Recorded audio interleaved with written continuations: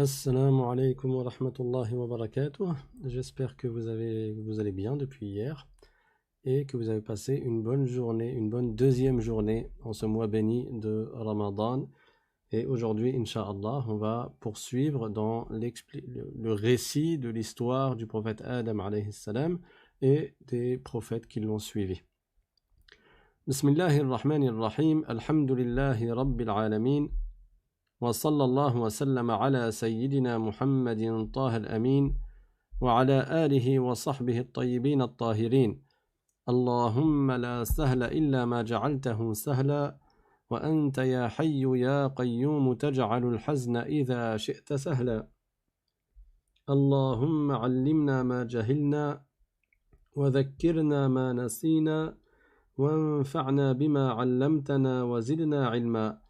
La louange est à Allah, le Seigneur des mondes, et que l'honneur et l'élévation en degrés soient accordés à notre maître Muhammad sallallahu alayhi wa sallam. Nous demandons à Allah qu'il nous fasse apprendre ce que nous ignorons, qu'il nous fasse nous rappeler de ce que nous avons oublié et qu'il nous augmente en connaissance.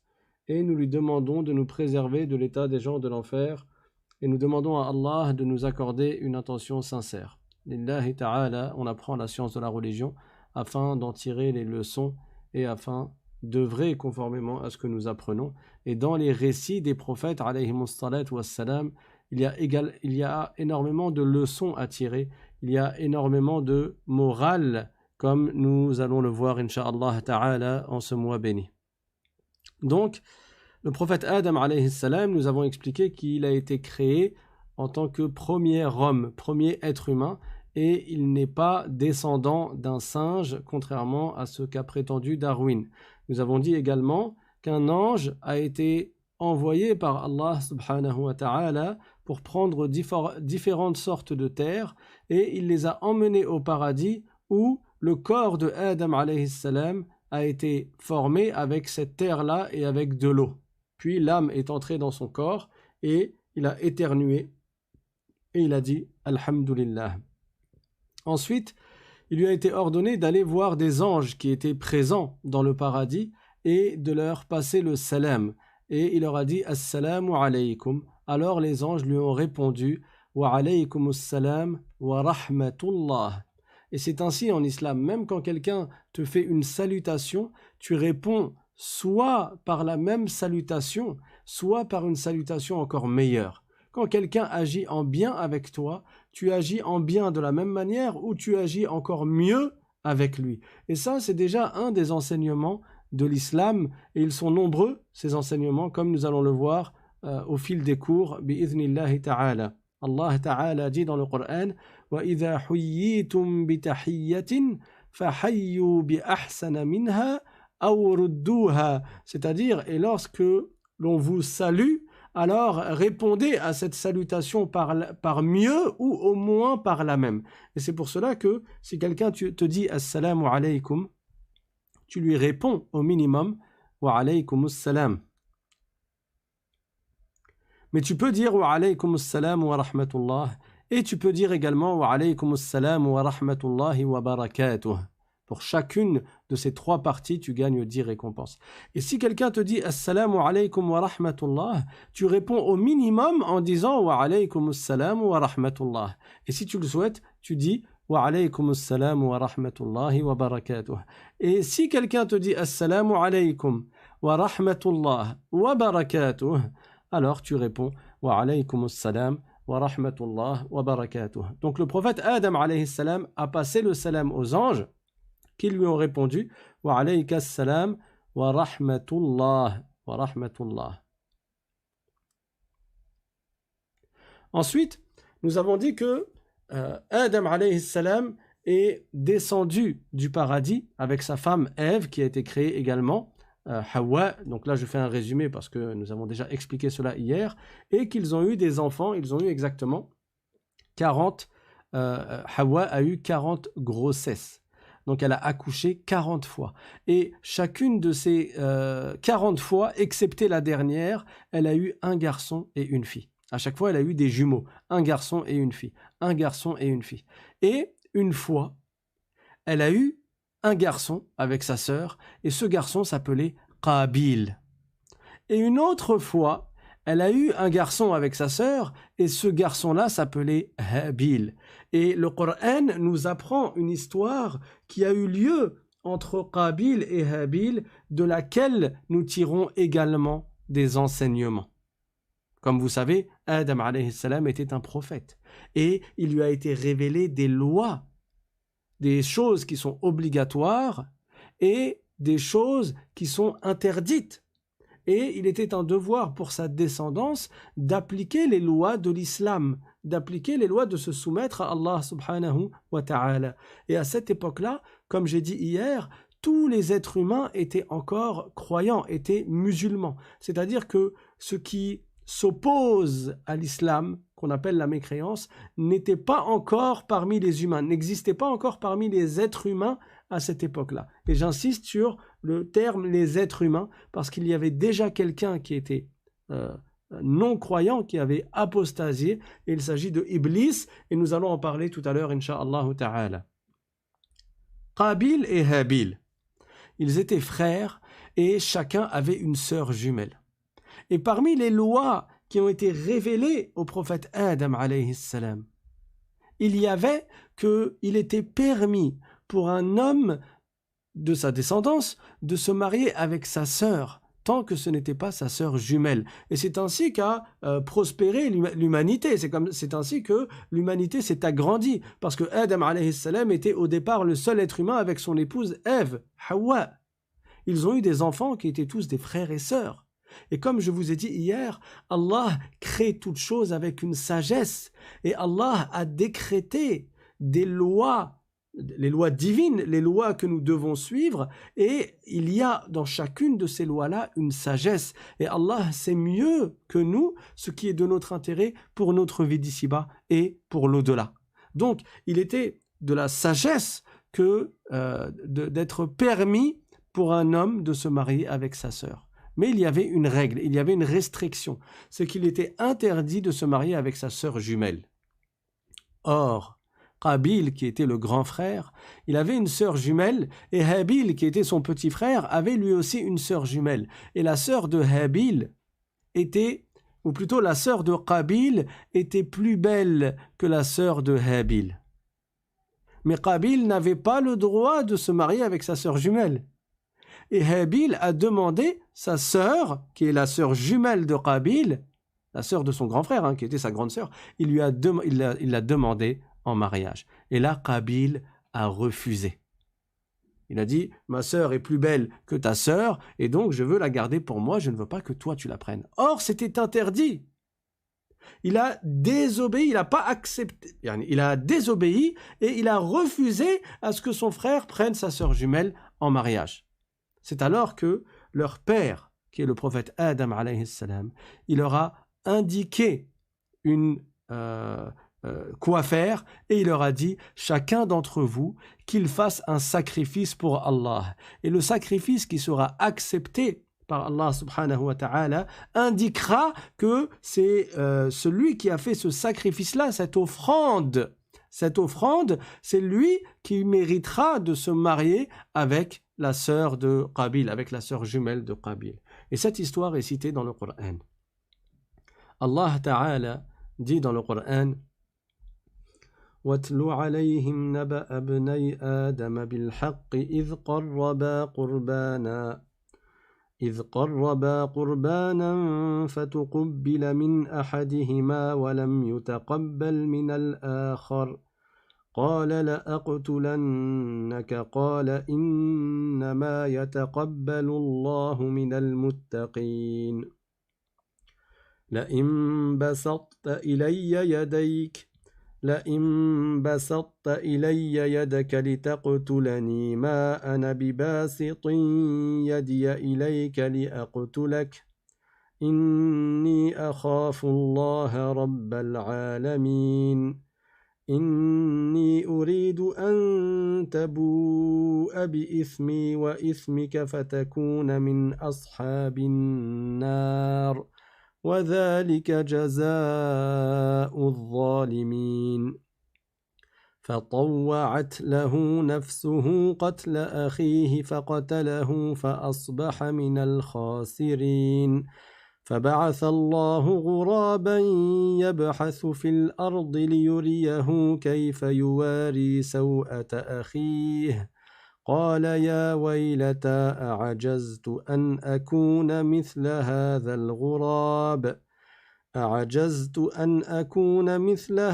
الغراب فأواري سوءة أخي فأصبح من النادمين.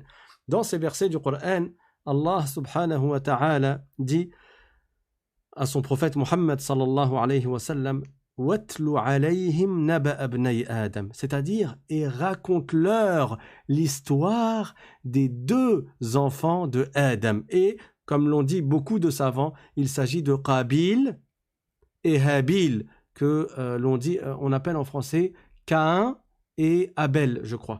Donc Watlu alayhim naba abnay Adam bil haqq, raconte-leur l'histoire et le récit des deux enfants de Adam, cette histoire qui est véridique, et tout ce qui est dans le Coran n'est que vérité. إِذْ قَرَّبَا قُرْبَانًا, ces deux ont fait une offrande pour Allah subhanahu wa ta'ala. N'est-ce pas que chacun des deux voulait la même sœur, sauf que l'un des deux c'était sa sœur jumelle, il n'avait pas le droit. Alors leur père leur a dit, faites une offrande pour Allah. Qu'est-ce qui s'est passé? فَتُقُبِّلَ مِنْ أَحَدِهِمَا وَلَمْ يُتَقَبَّلْ مِنَ الْآخَرِ.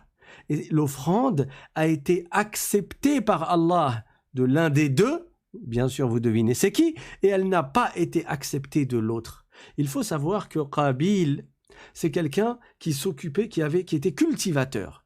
Il avait des terrains et il cultivait. Et Habil, lui, il s'occupait des animaux, il faisait paître du bétail. Qu'est-ce que Habil, le bon, le petit frère, qu'est-ce qu'il a donné comme offrande? Il a donné un bélier qui faisait partie des meilleurs de son troupeau. Et qu'est-ce que Qabil, le grand frère, a fait? Il a pris une botte d'épis de son champ et il a trouvé que dedans il y avait des bons épis. Il les a sortis et il les a mangés et il a mis en offrande ce qu'il y avait de moins bon. Et c'est quoi la finalité de cette histoire? C'est que l'offrande qui a été acceptée, c'était l'offrande de Habil qui a donné pour Allah, par recherche de l'agrément de Allah, ce qu'il avait de mieux, tandis que son grand frère, il a donné ce qu'il avait de moins bon. Et ça, c'est un des enseignements de l'islam.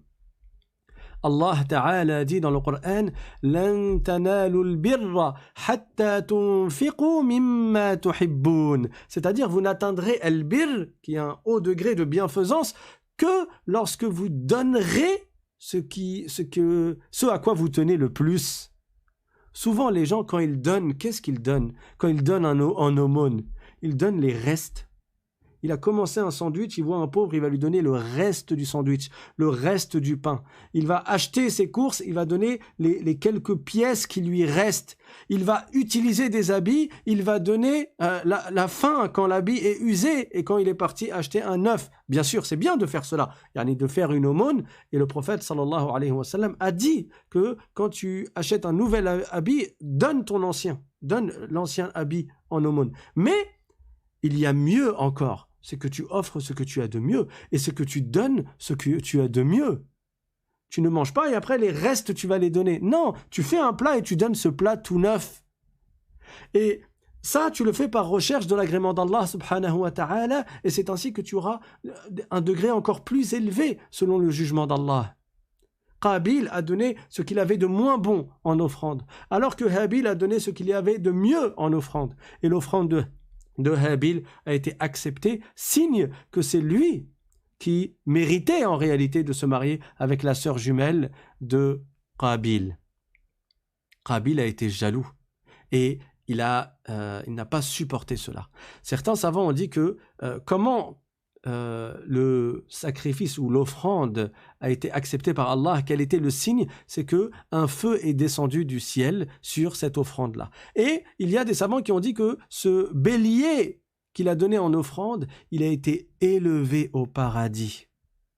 Et c'est ce même bélier qui est redescendu du paradis pour être la compensation du sacrifice du prophète Ismaïl alayhi salam par son père Ibrahim alayhi salam. Mais cette histoire-là, on la racontera prochainement, Inch'Allah, quand on arrivera au récit de notre maître, le prophète Ibrahim, et son fils, le prophète Ismaïl alayhi salam. Donc certains ont dit que c'était ce même bélier qui a été élevé au paradis en signe d'acceptation, et il est redescendu du paradis pour être le sacrifice dont nous suivons toujours la sunna dans le jour de Eid al-Adha, quand nous sacrifions un mouton, et que cela est une sunna en fait, c'est pour suivre la tradition du prophète Ibrahim alayhi salam. Qabil s'est fâché. Et qu'est-ce qu'il a dit? Comme cela est cité dans le verset du Coran. Il a dit, je vais te tuer. Qu'est-ce que Habil a répondu?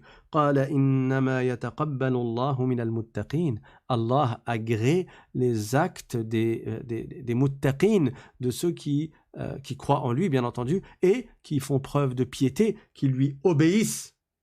Et ensuite, il lui a dit, La imbasatta ilayya yadaka litaqtulani ma ana bibasitin yadiya ilayka liaqtulak. Si toi, tu lèves ta main sur moi pour me tuer, moi, je ne lèverai pas ma main sur toi pour te tuer. Moi, je ne lèverai pas ma main pour te tuer. Vous voyez le comportement du vertueux et voyez l'autre comportement, le comportement de celui qui pêche et qui désobéit à Allah subhanahu wa ta'ala par jalousie, par envie. Et c'est la première fois que... donc je vais y venir, Inch'Allah. Et qu'est-ce que Qabil a fait? Il a tué son frère alors que son frère était dans le sommeil. Il a pris une pierre et il lui a frappé la tête dessus. Il lui a frappé la tête avec cette pierre jusqu'à ce qu'il décède. Allah Ta'ala dit donc dans le Coran,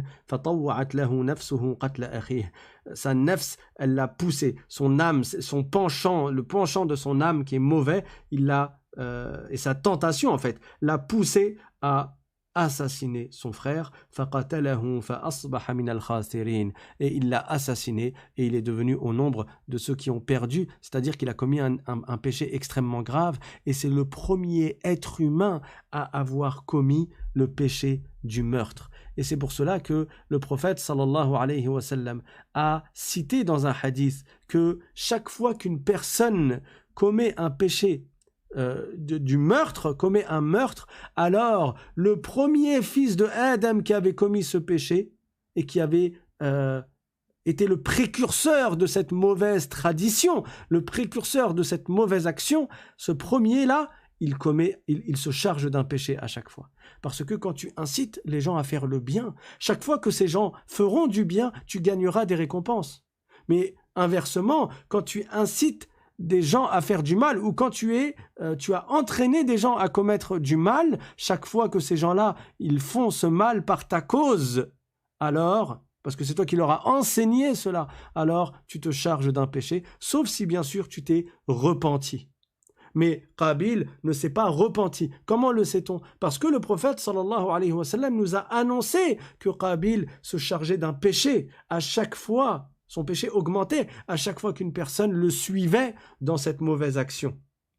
Pourtant, il est dit dans le Coran que Qabil était au nombre de ceux qui regrettaient. Mais qu'est-ce qu'il a regretté en réalité? Allah nous dit dans le Coran فَبَعَثَ اللَّهُ غُرَابًا يَبْحَثُ فِي الْأَرْضِ فبعث الله غرابا يبحث في الأرض ليريه كيف يواري سوءة أخيه. C'est-à-dire que Allah a envoyé un corbeau, un oiseau, pour lui montrer comment on fait pour enterrer autrui. Allah Ta'ala a fait qu'un corbeau vienne et qu'il enterre un autre corbeau. Il creuse la terre, puis ils mettent l'autre corbeau sous la terre et qu'après ils remettent la terre dessus. Pourquoi? Parce que Qabil, il se retrouvait à marcher avec son frère sur le dos et à ne pas savoir quoi faire de lui. Et quand il a vu qu'un oiseau était plus capable, ou plutôt qu'un oiseau avait su comment faire pour enterrer et que lui-même ne savait même pas comment faire pour enterrer son frère, il a regretté cela. Mais cela ne signifie pas qu'il a regretté d'avoir commis le péché immense qu'il a commis et qui compte parmi les plus graves des péchés. Adam alayhi salam, où était-il à ce moment-là? Il était parti à la Mecque, il était parti à la Kaaba faire un pèlerinage. Comme je vous ai dit hier, ou peut-être que je ne vous l'ai pas dit, je ne sais plus, Adam alayhi salam, certains savants ont dit qu'il était le premier homme à avoir construit la Kaaba, avant le prophète Ibrahim alayhi salam. Ibrahim alayhi salam est venu renouveler la construction de la Kaaba. Parce que lorsqu'il y a eu le déluge, la Kaaba, certains savants ont dit qu'elle a été élevée dans les cieux et d'autres savants ont dit qu'elle a été détruite par le déluge et il n'en restait que les fondations. Et à partir de ces fondations, le prophète Ibrahim alayhi salam, qui est venu après le prophète Noé, Nuh alayhi salam, il a rebâti la Kaaba avec son fils Ismaïl et on racontera les détails de ces histoires, Inch'Allah, dans le mois de Ramadan, dans les prochains cours. Adam, certains ont dit que c'est lui qui a construit la Kaaba et d'autres savants ont dit que c'est les anges qui ont construit la Kaaba avant Adam alayhi salam. Quoi qu'il en soit, Adam était parti après leur avoir dit de faire une offrande, il était parti à la Mecque. Et quand il est revenu de la Mecque, il est revenu de son pèlerinage, il a vu que son fils avait été tué. Il a pleuré son fils pendant 1 an. Il a pleuré son fils pendant 1 an. Et ça fait partie des grandes épreuves. Et c'est la première fois que un homme fut assassiné. Et je vous ai dit hier que les prophètes sont les plus éprouvés des gens. Il était attaché à ce fils qui était vertueux. Il l'a pleuré pendant 1 an. Par la suite, Allah Ta'ala lui a accordé un enfant qui fut son dernier enfant de la première couche, c'est-à-dire un enfant direct. Je ne parle pas de la descendance d'après, les petits-enfants, les arrière-petits-enfants. Et cet enfant-là, il était fils unique dans la grossesse, dans le ventre, dans le sens où il n'avait pas de sœur jumelle. Et c'était la 40e grossesse. Et c'était le prophète Shith alayhi salam qui était le 2e prophète de l'humanité dans l'ordre chronologique. Seth, en français on dit Seth, S-E-T-H.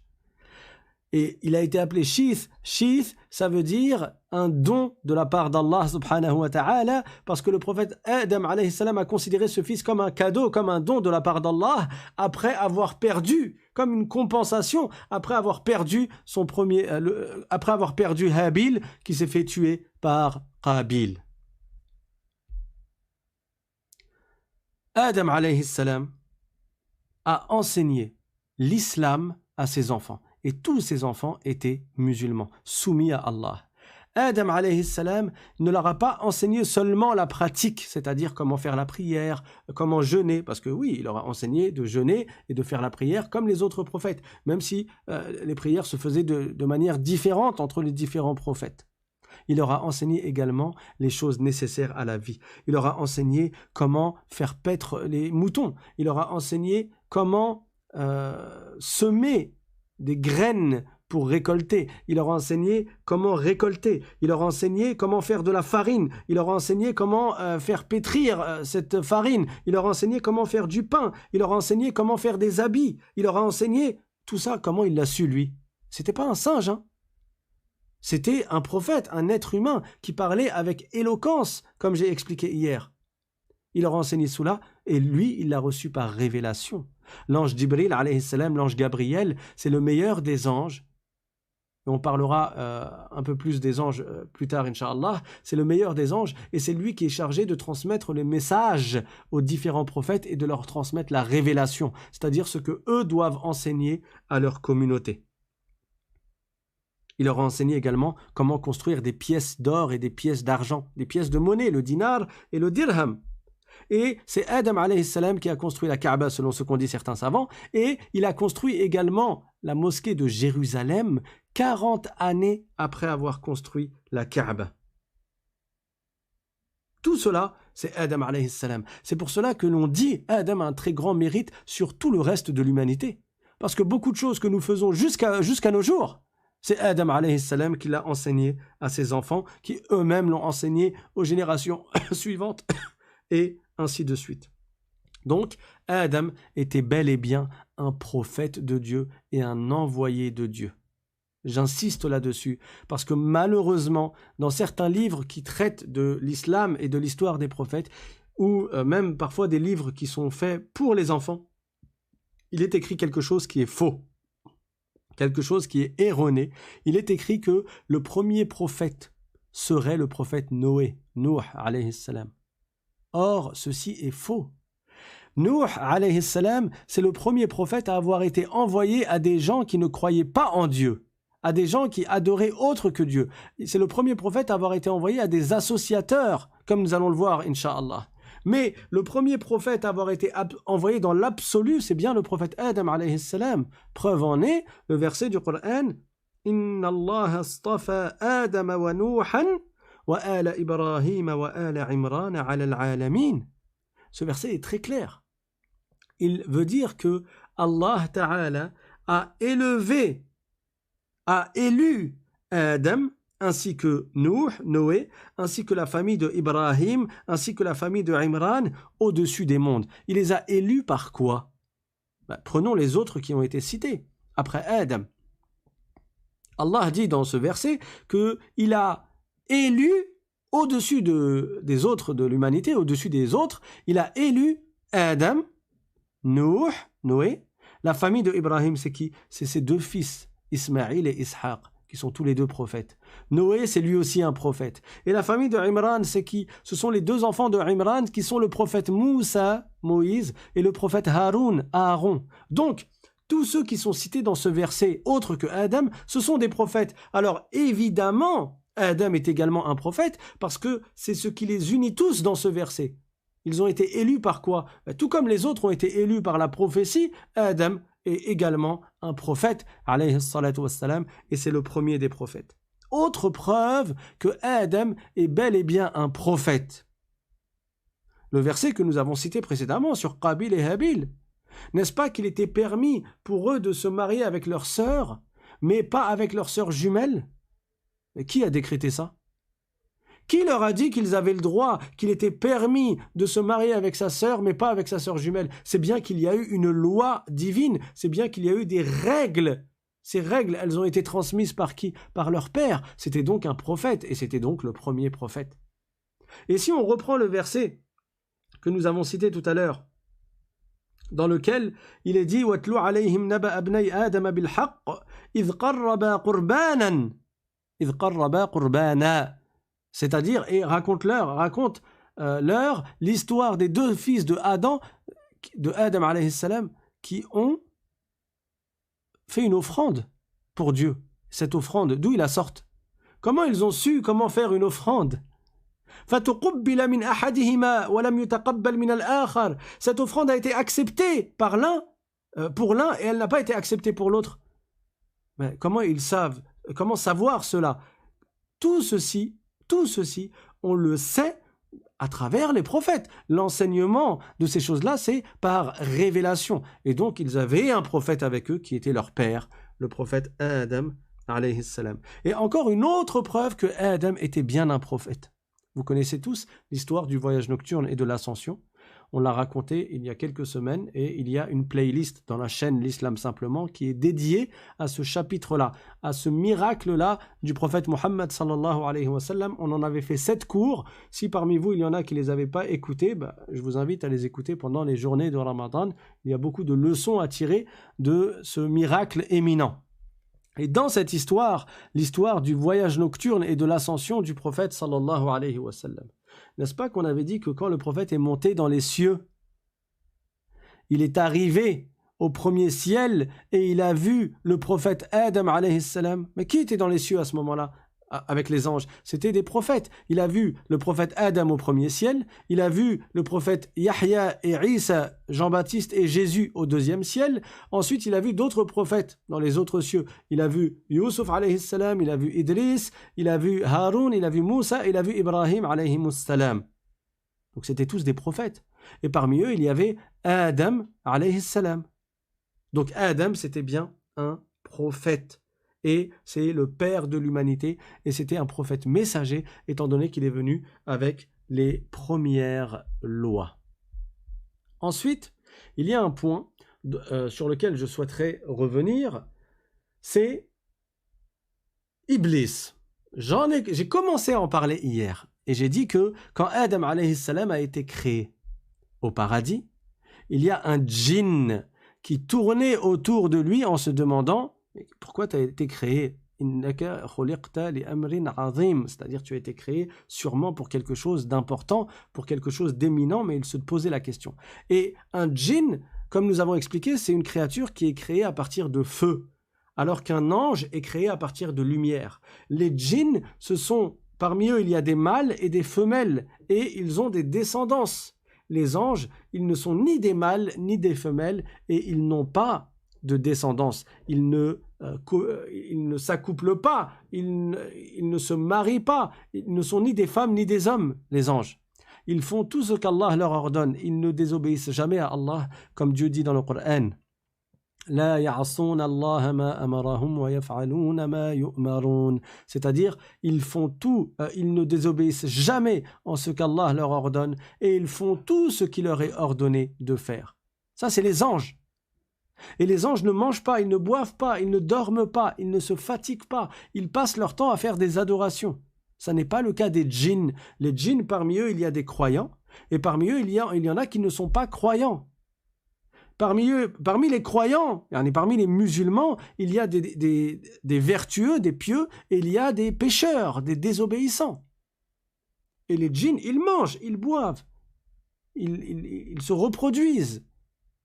Iblis, c'était un djinn, et c'est l'ancêtre des djinns, c'est le père des djinns.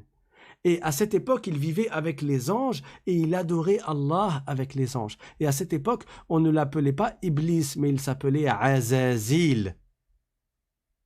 Et quand Adam alayhi salam a été créé, Allah Ta'ala a ordonné aux anges et à Iblis, il leur a ordonné de se prosterner en guise de salutation pour le prophète Adam alayhi salam. Parce que oui, dans le passé, dans les anciennes communautés, il était permis pour un homme de se prosterner pour un autre homme. Il était permis de se prosterner pour un homme pour le saluer. Et ceci est devenu interdit à l'époque du prophète Mohammed sallallahu alayhi wa sallam. Ça fait partie des lois qui ont changé justement entre les différents prophètes. Un jour, un homme qui s'appelle Mu'adh, il est parti voir le prophète sallallahu alayhi wa sallam et il s'est prosterné pour lui. Et le prophète lui a dit « Ma hadha » Il lui a dit « C'est quoi ça? Qu'est-ce que c'est que ça ?» Alors, cet homme lui a dit « Je suis parti dans la région de Hacham. » Et dans la région de Hacham, à l'époque, vivaient les chrétiens. Et il a dit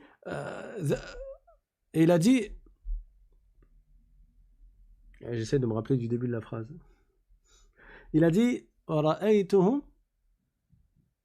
yasjuduna li batariqatihim wa asaqifatihim » J'ai oublié juste les premiers mots de la phrase, mais dans la phrase, il dit qu'il a vu les gens de Hacham, donc les chrétiens. Ah voilà, il a dit رأيت أهل الشام يسجدون لبطارقتهم وأساقفتهم وأنت أولى بذلك منهم. Il a donc dit au prophète sallallahu alayhi wa sallam, j'ai vu les gens de Hacham. La région de Hacham, c'était là où il y avait la Syrie et les alentours, hein. Le Liban, la Jordanie, la Palestine, la Syrie, tout ça on appelle Hacham. Mu'adh a dit au prophète, je les ai vus se prosterner pour leurs curés, pour leurs prêtres, pour leurs dirigeants. Et toi tu es prioritaire puisque tu es un envoyé de Dieu, tu es un messager de Dieu. Alors le prophète sallallahu alayhi wa sallam lui a dit La taf'al. Il lui a dit ne fais pas cela. Donc il lui a interdit de se prosterner pour lui qui était un prophète, qui était la meilleure des créatures. Donc cette loi a été révélée au prophète Mohammed sallallahu alayhi wa sallam, mais dans le passé, à l'époque des anciens prophètes, il était permis de se prosterner pour un homme, pour le saluer bien sûr, pas pour l'adorer, pas en guise d'adoration, mais en guise de salutation. Et Allah Ta'ala, il a donc ordonné aux anges de se prosterner pour Adam. Et il dit dans le Coran وَإِذْ قُلْنَا لِلْمَلَائِكَةِ اسْجُدُوا لِآدَمَ فَسَجَدُوا إِلَّا إِبْلِيسَ أَبَى وَاسْتَكْبَرَ وَكَانَ مِنَ الْكَافِرِينَ. C'est-à-dire, et nous avons ordonné aux anges de se prosterner pour Adam. وَإِذْ قُلْنَا لِلْمَلَائِكَةِ اسْجُدُوا لِآدَمَ. Nous avons dit aux anges, prosternez-vous pour Adam, fasajadou, et les anges se sont exécutés, ils se sont prosternés pour Adam. Illa Iblis, aba wastakbara wa kana min al-kafirin. Mais pas Iblis, qui lui était un djinn. Il a désobéi, il a fait preuve d'orgueil, il s'est rebellé contre Allah et il est devenu au nombre des non-croyants. C'est-à-dire qu'il a quitté l'islam, il a quitté la soumission à Allah en se rebellant. Le fait de désobéir est un péché, mais le fait de se révolter contre Allah, ceci annule la foi, ceci annule l'islam et c'est donc de l'apostasie. Ça fait que la personne n'est plus croyante, elle n'est plus musulmane, même si elle reconnaît l'existence de Dieu. Iblis, il savait que Dieu existe. Iblis, il savait que Dieu existe, mais par orgueil, il s'est adressé à Dieu en disant « Ana khayrun minhu ». Et ce verset du Coran nous indique que Iblis a dit en s'adressant à Allah, oh Allah, je suis meilleur que Adam, tu m'as créé de feu et tu l'as créé de tin, c'est-à-dire de terre mélangée avec de l'eau. Donc, ça n'est pas suffisant de reconnaître que Dieu existe pour être croyant. Ça n'est pas suffisant de reconnaître que Dieu existe pour être musulman, pour être soumis à Dieu. Mais il faut reconnaître l'existence de Dieu et se soumettre à Dieu en l'adorant lui uniquement, en ne lui associant rien et en ne se révoltant pas contre Allah subhanahu wa ta'ala et contre ce qu'il a prédestiné et contre ses ordres. Tu ne t'opposes pas aux ordres d'Allah subhanahu wa ta'ala. Celui qui désobéit, il a commis un péché. Mais celui qui s'oppose aux ordres de Dieu en disant « Non, moi je suis pas d'accord. Non, pour moi ça, c'est pas logique. » en sachant que c'est les lois de Dieu. Ou bien il dit « Non, pour moi ça, c'est pas normal, ou il n'y a pas de sagesse dans ces lois-là, ou c'est des lois qui sont arriérées, ou c'est des lois qui n'ont aucun sens, en sachant que ce sont des lois qui ont été enseignées par le prophète. » Celui-là, il aura annulé sa foi. Pourquoi? Parce qu'il ne se sera pas soumis à Dieu. Parce que dans la soumission à Dieu, il y a forcément de se soumettre aux lois qu'il a révélées au prophète. Et le prophète de notre temps, c'est qui? C'est le prophète Mohammed sallallahu alayhi wa sallam, qui est le dernier des prophètes. Et c'est pour cela que tout musulman se soumet aux lois qui ont été révélées au prophète Mohammed sallallahu alayhi wa sallam, parce que c'est le prophète de notre époque. Mais à l'époque du prophète Adam alayhi salam, il fallait se soumettre aux lois qui ont été révélées au prophète Adam alayhi salam. Et à l'époque du prophète Ibrahim alayhi salam, il fallait se soumettre aux lois qui ont été révélées au prophète Ibrahim alayhi salam. Et c'est ainsi pour tous les prophètes qui sont venus chacun pour sa communauté.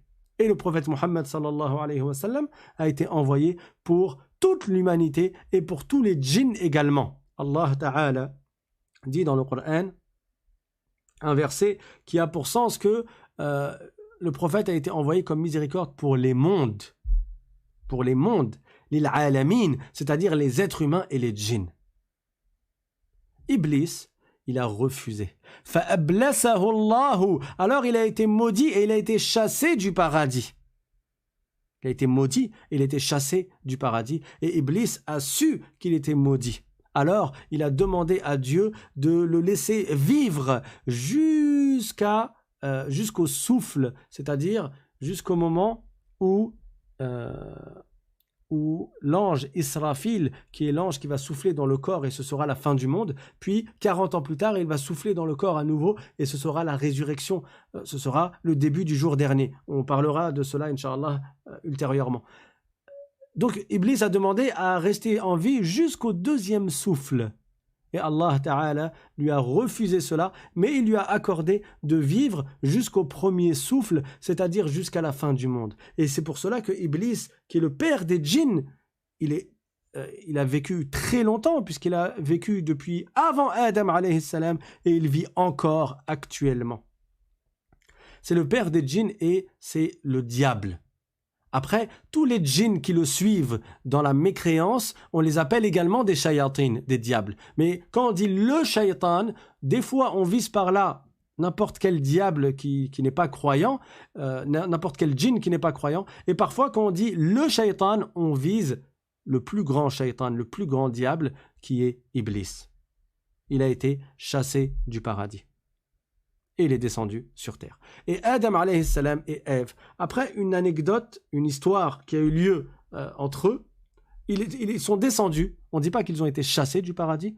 Adam est un prophète. On ne dit pas qu'il est chassé du paradis, mais Allah l'a fait descendre du paradis avec sa femme Ève radiyallahu anha, et ils ont eu cette fameuse descendance, et Adam alayhi salam est mort à l'âge de 1000 ans. De son vivant, il commençait déjà à charger un de ses enfants, qui était Shith, de s'occuper des affaires de sa descendance, de s'occuper et de régler les affaires des gens. Alors que Shith n'était pas encore devenu un prophète. Mais après la mort de Adam alayhi salam, Allah a fait descendre la révélation sur son fils qui était Shith, sur le fils de Adam qui était Shith. Alors il est devenu prophète et il s'est installé à la Mecque et il accomplissait le Hajj et la Umrah à la Mecque et il enseignait l'islam à sa communauté. Et Shith, alayhi salam, il a vécu longtemps lui également. Il a vécu, selon ce qu'ont dit certains savants, 912 ans. Quant à sa mère, Hawa, elle est morte 1 an après le prophète Adam, alayhi salam. Alors, où ont-ils été enterrés? Il y a divergence entre les savants. Allahu a'lam. Certains savants ont dit qu'ils ont été enterrés à la Mecque, dans une montagne qui s'appelle Jabal Abi Qubays, dans une grotte, que Adam est enterré là-bas, ainsi que Hawa, son épouse, ainsi que son fils, le prophète Shith, alayhi salam. J'ai pas beaucoup d'informations, et il ne nous est pas parvenu beaucoup d'informations au sujet du prophète Shith, mais on sait une chose, c'est que c'est un prophète messager. Pourquoi? Parce que comme j'ai dit hier, la différence entre un rasoul, un prophète messager, et entre un nabi, c'est-à-dire un prophète qui n'est pas messager, c'est que le prophète messager, il vient avec une nouvelle loi. Il reçoit la révélation, et dans sa révélation, il a des nouvelles lois par rapport au prophète précédent. Tandis qu'un nabi, un prophète qui n'est pas rasoul, qui n'est pas messager, il y a le nabi rasoul et le nabi qui n'est pas rasoul. Le nabi qui n'est pas rasoul, c'est-à-dire qui n'est pas messager, il reçoit la révélation, mais il a exactement les mêmes lois que le prophète d'avant. Et quand je vous dis que Shith était un prophète messager, on comprend à partir de là qu'il a reçu une nouvelle loi. Quelle était cette nouvelle loi? C'était l'interdiction pour un homme de se marier avec sa sœur. Ça y est, la permission de se marier avec sa sœur, qui n'est pas sa sœur jumelle, a été abrogée avec le prophète, avec l'arrivée du prophète Shith, alayhi salam. Et il a appelé à l'islam. Et à son époque, encore, il n'y avait pas de non-musulmans parmi les êtres humains. Il y avait Iblis, le diable, qui est un djinn. Lui n'était plus musulman. Il a été maudit. Mais parmi les êtres humains, il n'y avait encore que des musulmans. Et quand Shith est décédé, après lui est venu un autre prophète qu'on appelle Idris. Et c'est le 3e prophète. Et en français, on dit Enoch. Et Idris, c'est un descendant de Shith, qui est lui-même le fils de Adam, alayhi salam. On l'appelle également, Idris, on l'appelle également Akhnour. Et cet homme, le prophète Idris, alayhi salam, certains ont dit que c'est le premier à avoir utilisé un qalam pour écrire. Et lui aussi, il appelait les gens à l'islam, à adorer Dieu uniquement et à ne rien lui associer. Et il enseignait à sa communauté l'application des lois, la prière, le jeûne, et ainsi de suite. Une des spécificités du prophète Idris, alayhi salam, c'est que c'est le premier à avoir établi les règles de l'urbanisme. C'est lui le premier à avoir fait en sorte qu'il y ait des villes, et il a été dit qu'à son époque ont été construites 80 villes. Et il ordonnait le bien, comme tous les prophètes, et il interdisait le mal, comme tous les prophètes. Et Idris, alayhi salam, c'était également un prophète messager. Il est né à Babylone, Babel, donc en Irak, mais il a émigré en Égypte. Et à l'époque, le terme Misr, l'Égypte, c'était pas l'Égypte actuelle avec les traits de la carte qui ont été faits par les colonisateurs. Quand on parlait d'Égypte à l'époque de Misr, c'était la région qui était proche du Nil et qui avait le Nil en elle. Donc la région du Nil, c'était l'Égypte.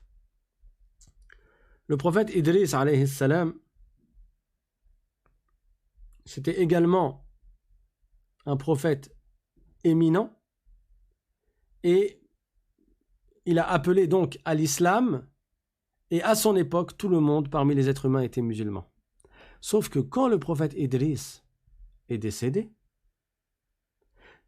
c'est là où la mécréance a commencé à se propager sur terre. Et ça, c'est ce que nous allons voir demain, Inch'Allah. Ah non, demain on est jeudi. Donc demain, on va faire une séance de questions-réponses. Hein, vous avez le programme vous a été envoyé. Donc le jeudi, c'est une séance de questions-réponses. Donc vous pouvez dès maintenant préparer vos questions et vous les écrirez dans le chat, dans le forum de discussion là. Et Inch'Allah, j'y répondrai en live. Et vendredi, on reprendra les histoires des prophètes.